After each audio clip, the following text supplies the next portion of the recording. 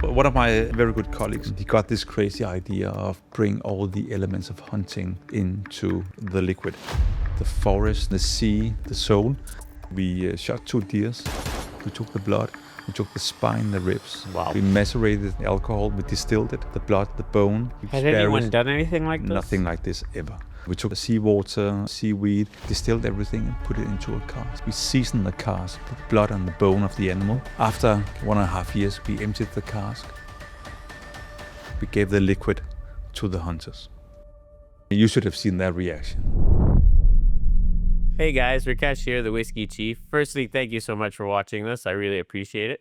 If you could like and subscribe below, it really helps us bring the best whiskeys to you and keep doing this show the best we can. Thanks. Welcome to a very special short version of Whisky Unfinished, where we have the pleasure of having Mr. Lasse Öznek, I hope I said that right, from Copenhagen Distillery. Correct. For those who don't know, in Denmark.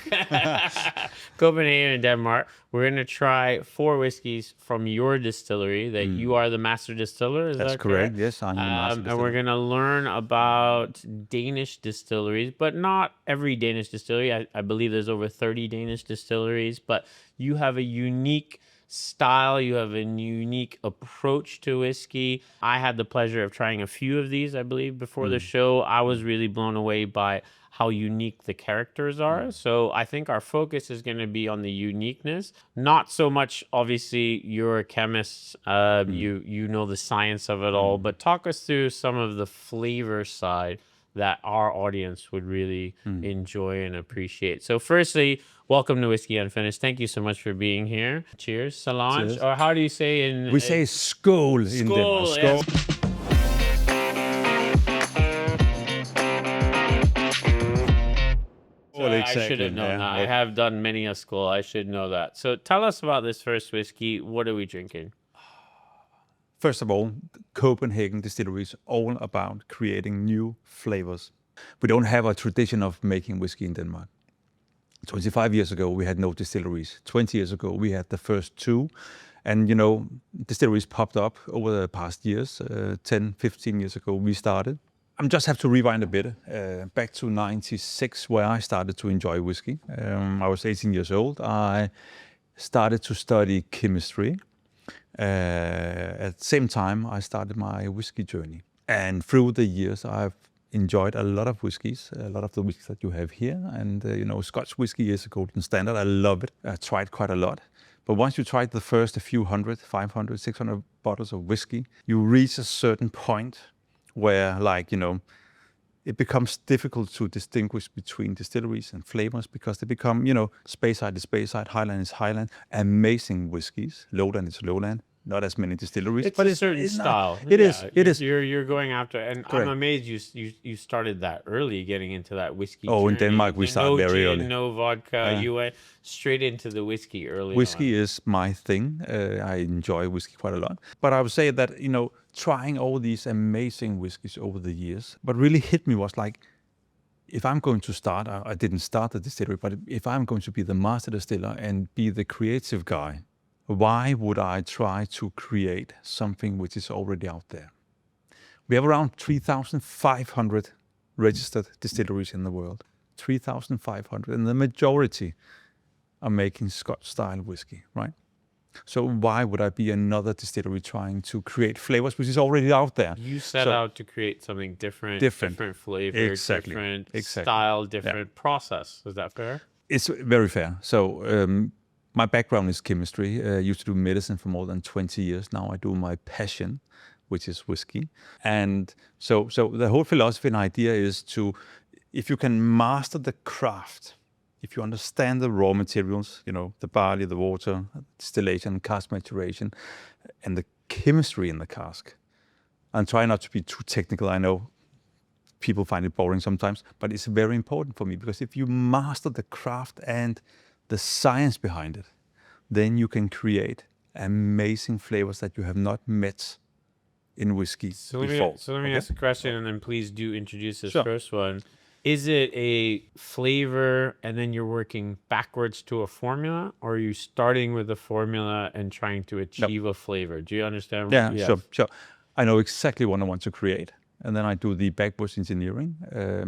The first one we're trying is raw whiskey. We have like 3 different categories called raw, refined, and rare. We'll go through all of the 3 categories today. Raw whiskey is all about understanding the beauty of the grain and what you can do with the grain if you do proper fermentation, long fermentation, use the lactic acid bacteria living on the grain. The way I ferment and mash in particular is very different compared to anyone else. Everything is done in order to create flavor. Everything I do is about flavor and balance. You won't find any whiskeys which are punchy or whatever. Everything is balanced, but it's new flavors all the time. Raw is about the barley and the cask, the virgin oak. I don't use American oak or French oak or, Because that's traditionally used. So most It is, whiskeys around yes the and no. world, they would use American oak, they would use Sure. French oak, bourbon, obviously, right? But you want to move away from that. I move away from that for 2 reasons. One is because I need the oak due to my process, which is very unique. I mean, when you have hot maturation, as we do, for example, Explain for our listeners, what is hot maturation? We've all heard of hot yoga, but I think that's different than hot maturation, right? Explain that briefly. Okay, let me explain it like this. Imagine you have 2 glasses of water in front of you, cold water and hot water, and you want to do a cold brew tea and hot brew tea. If you take your tea leaves into cold water, you can see the diffusion. It takes a long time, right? That's what we experience when we are in Scotland. It's 12 degrees the whole year round, more or less, and it takes time to extract flavors from the cask. That's how it is. If you have the same tea leaves and put it into hot water, you will see that the diffusion goes much faster. You can extract the flavors much faster. If you put your leaves in a tea bag and you also have some agitation, then you will have the tea instantly. It's the same components that you extract, just much faster. And I do hot maturation. So I have, between 15 and 35 You're trying degrees. to extract super fast. Your goal is what? And when we say extract, we're talking about extract flavors from the wood Exactly. into the liquid, right? Just to Exactly. explain, like Exactly. we're trying to get that maturation cycle to be sped up. Would that be fair? Yes, 2 things. One is to extract the flavors from the wood, but what's also very important in when we mature the whiskey is the oxidation which happens and needs to be controlled. That's why it's beautiful to have it inside of a cask, a wooden cask, because the amount of oxygen we extract into the liquid is done very slowly and controlled. When we have fluctuating temperatures, and we have like a warehouse where the temperature is temperature controlled. Summer, autumn, spring. It doesn't matter right. if it's summer or autumn or spring. The temperature is always going from 15 to 35 degrees every second day, up and down. You've got up a and down. control. I have a warehouse control where yeah. you're changing the temperature every day. Exactly. Yes. Does that drive you nuts going in one day, t-shirt, and the next day? I normally have a t-shirt and a shorts because it's really 6 hot. sweaters. The beauty is that if you do that kind of a maturation, you can actually extract the flavors much faster. And secondly, every time it becomes boring again. Every time you increase the temperature 10 degrees, you double the amount of reactions happening inside of the cask. Okay, so I'm just using pure physics and basic chemistry to accelerate and exactly, change yeah. what you're There's getting. no cheating. It's just a different way of working. Yeah, it's a beautiful whiskey. It thank is you. very raw. This is raw. Raw is virgin oak casks. I use Hungarian oak. It's the most tight grain whiskey, tight grain cask you can like find. Hungarians. Exactly.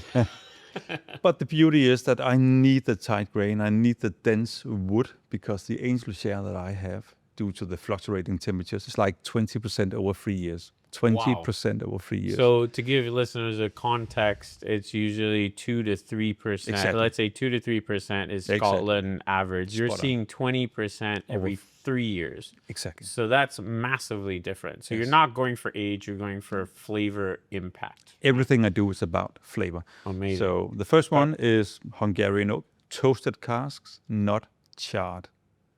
Big difference. I don't use anyone else's used casks. I don't use bourbon casks or sherry casks. I create everything myself at the distillery. Okay? Amazing. So, Right. Let's move virgin on. oak. Yeah. Yeah. And let's move on to whiskey 2. What do we have in whiskey 2 here?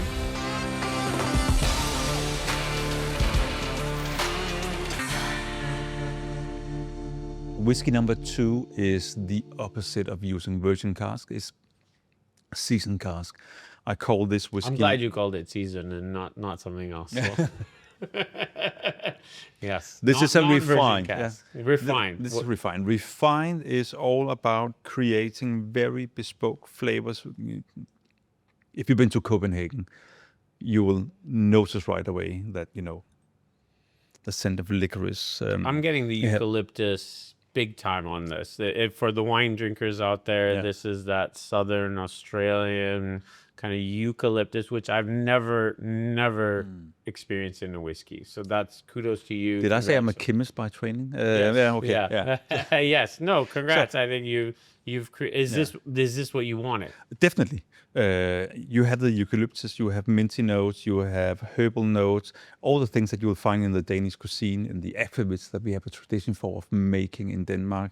The licorice, we love licorice, right? The cask has never seen eucalyptus, never seen mint, it's never seen licorice, but still I can create all these casks in the Hungarian. So how do you do that? How do you create licorice without licorice? Without going, obviously, too scientific on me. I'm not a chemist. Yeah. Dumb it down. Consider me a sixth grader. How do you create licorice without licorice? Let's just say I create complexity through using 4 ingredients. I do a liquid that I season a cask with. But if you know what you're doing, chemistry-wise, you can create any kind of flavor that you want the cask to absorb and release again with the right new make.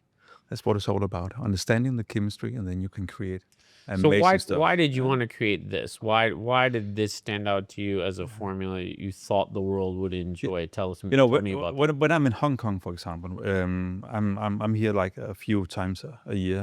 Right now I'm here for the Hong Kong Whisky Festival, one of the best whiskey festivals in the world. I meet quite a lot of expats, Danes coming, who wants to try Danish whiskey. When they try this one, you know what happens? They smile and they say, it's like being home. That's what it's all about. It's creating terroir, flavor of Copenhagen, this vibrant city. All the memory. This is Copenhagen. Exactly. Would you say this is Copenhagen in a glass? It's Copenhagen in a bottle. It's Copenhagen in a glass. Definitely. Fascinating. Yes. Cheers. Cheers. Skål. Oh, skål. Yeah. Thank you. Okay. Lovely whiskey. What do you have for us in whiskey number 3 here? Tell us about whiskey number 3. Number 3. Now we have the raw edition, virgin oak cask, refined. Rare is my playground. It's does rare mean aged? Not necessarily. Rare could be ancient grains that I work with that no one does. It could also be very bespoke cask that I create. Now this is a gin cask.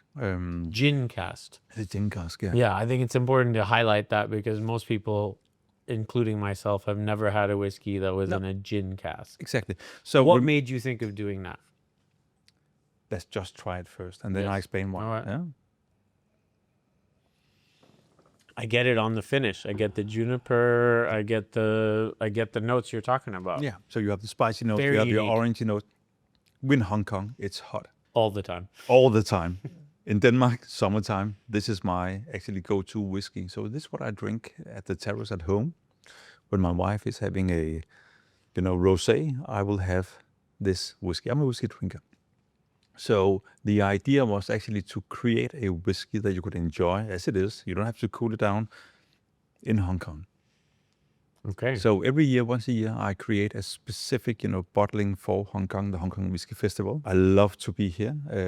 You must know my good friend Lars, who obviously runs the Whiskey Festival at the Intercon. Yes. Shout out to Lars, great guy, mutual friend of ours. Thank you for doing this Whiskey Festival every year. Definitely. It's brought great people like yourself and others here every year. And the audience in Hong Kong is just amazing because, you meet so, compared to Denmark or Europe, London, amount of young people coming to the Whiskey Festival. Also, if you look at, both age, but also gender, you have much more, female audience in Hong Kong compared to like London, Denmark or whatever.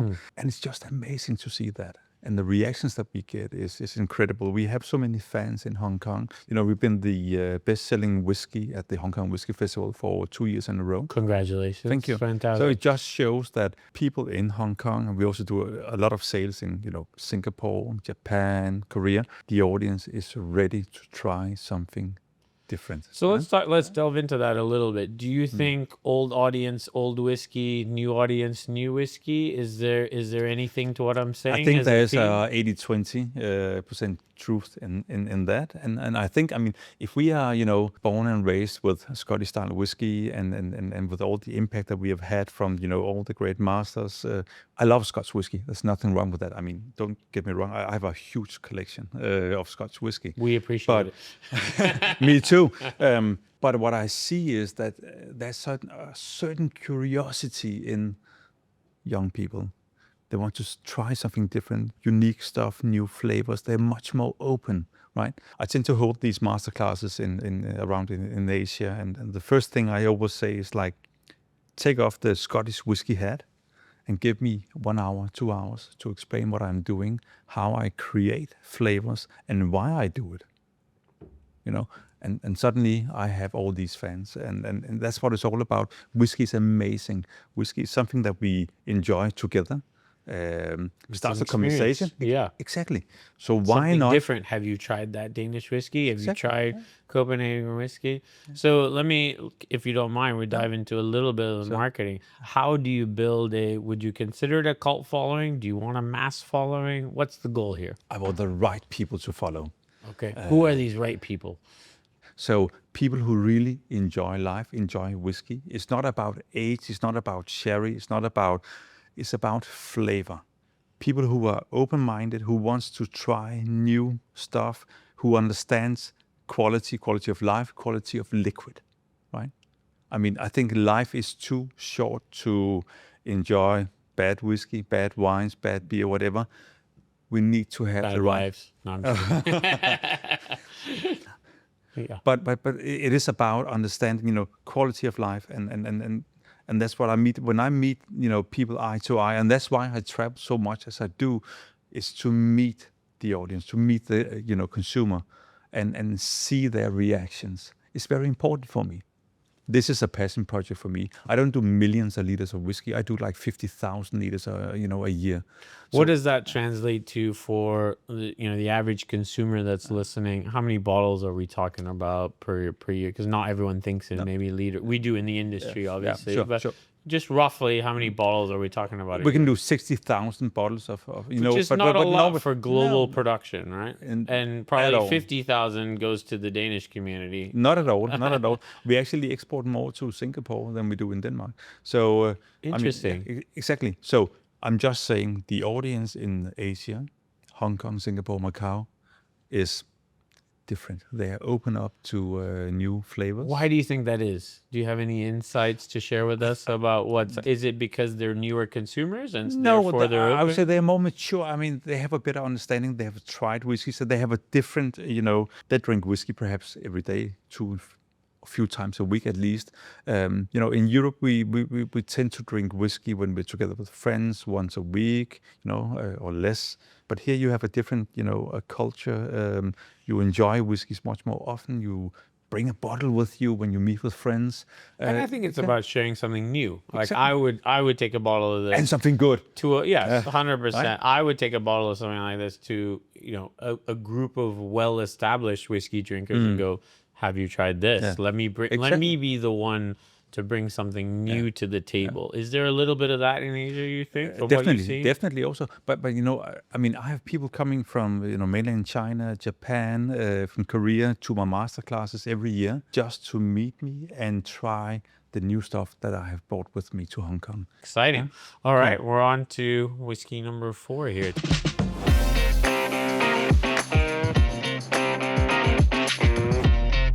Tell us about this. What do we got? This is truly a rare. This is your baby. It's like the way you're talking, I can see there's an emotion just even picking up this glass. Yeah. Blood and Bone, the Hunter's Cask, is a one-off. This is my first time trying this. It's a non-vegan, we have to say that. Oh, yes. Sorry, vegans. fuck off. You can't have this whiskey. To all You said that. to all the vegans listening, this one's not for you. You said it. Both of them. The Hunter's Cask is one of the most crazy projects I've ever done. Tell me about it. We got a project from a group of Danish hunters to make a liquid for them to enjoy every time they would like shoot an animal. Why? Why did that come about? I mean, people have been drinking whiskey or drinking something, aquavit, whatever, and hunting for, They want what are we something talking, thousands of years? This is like going back, I know, kings I used know. to go out and... They didn't want to have something ordinary. They wanted to have something which was related to hunting. They wanted a spirit of whiskey that related to their activity. Exactly. And you said, I'm the guy to do it. Do you hunt? Are you a hunter? I'm not a hunter. I do eat a lot of meat. You look like you're a hunter. I'll be I could have honest. been. I don't have a license, but you know, one of my very good colleagues, Sune Urt, he got this crazy idea of why not bring all the elements of hunting into the liquid. So what we did was actually we shot 2 deers. We punched it in the heart. We took the blood. We took the spine, the ribs. Wow. We macerated the deer in alcohol. We distilled it, the blood, the bone, together with elements from the forest, leaves, Has berries. anyone done anything like this? Nothing like this ever. We took elements from the sea, sea salt, seawater, seaweed, distilled everything and put it into a cask. We seasoned the cask with the blood and the bone of the animal, the soul. After like 1.5 years, we emptied the cask. We gave the liquid to the hunters. Okay? And they were like thrilled. I mean, you should have seen their reaction. Yeah. Now I'm left with the cask, seasoned with the blood and the bone, the soul of these 2 deers. And my idea was just, why not make a whiskey on that one? With all the umami, the herbal notes, all the notes. Very unique. It is very unique. Yeah. I couldn't even score this. It's so unique. Thank all you. of your whiskeys. It's fantastic how unique they are. Thank you. I try my best. Yeah, no, it's amazing. Last question. Just wanted to ask. So, in terms of marketing, right? You've created something unique, and applause as a whiskey collector, as a whiskey drinker. For those who are listening, I think we applaud anyone who is out there trying new things, experimenting, innovation. This industry needs innovation, as does all industries, to survive, but to also thrive. So we appreciate that. How have you found the marketing journey for your relatively new product, and what have been some of the challenges? The challenge is always to, defy conventions. If you don't follow the golden standard Scotch whiskey, people will say, is this really worth the money, worth the buck? Liquor and lips is everything. People need to try. And once they try the liquid, when they hear the story, when they meet the persons behind the brand, they are convinced. And I mean, we were very lucky to get a good importer and distributor in Hong Kong, but it's always difficult when you... mutual lovely friend Hill, we'll shout out to Hill. She's fantastic. She's an amazing and person. Timeless and tasty. Yeah. Shout out to them as well. Exactly, yeah. I mean, she's an amazing person. Without her, I mean, it would be difficult in Hong Kong. So thank you to people like Hill, open-minded, Lars, Tiffany's, Yes. to have the Whiskey Festival and also invite us every year. It means quite a lot. But it is a tough journey being a young distillery, because the standards we know is always about age, it's about sherry casks, and what we do is something different. So be open-minded, try the whiskey, and I promise you, the whiskey will not disappoint you. I agree with that. I mean, you. as somebody who's been drinking whiskey for professionally for over 14 years, I 100% agree. These are different. These are unique. Everyone should try them. I'm on that boat. What's the last question? Yeah. What's the long-term ambition? If you're back here in 10 years, what has Copenhagen Distillery become? Is it still this boutique, interesting kind of thing that comes to haunt where I get to meet you every year? Or is it a behemoth? Is it big? Is it distribution every year, or is it somewhere in between? What's the 10-year goal for you? I think in 10 years' time, I retired. But I'm an old guy. I'm 50 already now. You don't look it. You look. I know. Whiskey. It's the whiskey. Yeah, clearly. Keeps it's the doctor away. It's the blood and bone that's Exactly. keeping you young. Sure. Viking blood. I mean, we are a boutique whiskey, and we're not going to upscale to do millions of liters of whiskey. That's not the purpose. This is fine dining. It's not McDonald's. Sorry, McDonald's. This is fine dining. It's for you don't have people. to apologize No, to okay, McDonald's. thank you. Fuck McDonald's. Why You said that, not me. Why No, being? Just be yourself. It's okay. Fuck thank McDonald's. you. No. It's all about finding the right people who wants to enjoy whiskey, who enjoys life. This is a lifestyle brand. It's exclusive whiskey. We have allocations to Hong Kong, like any other country, and that's what it's all about. We want to keep the quality. This is a passion project. This is a passion project, okay? And I think your passion comes through the whiskey. It comes through in every stories you've shared. And we thank you as part of the Whisky Unfinished podcast. The whiskey's never done. Neither is the stories. We would have loved to talk to you more. I know you've got a flight to catch. So thank you so much for spending your time with us. And we hope to continue seeing how your journey progresses. So please come back and visit us. I will. Thank you again. Thank you. Skål. Cheers. Cheers. Cheers. Hey guys, Rickesh here, the Whiskey Chief. Firstly, thanks so much for watching this episode. It really means a lot to us. If you can, like and subscribe below. It just really helps us to keep bringing you the best whiskeys in the world. Solange, and I'll talk to you soon.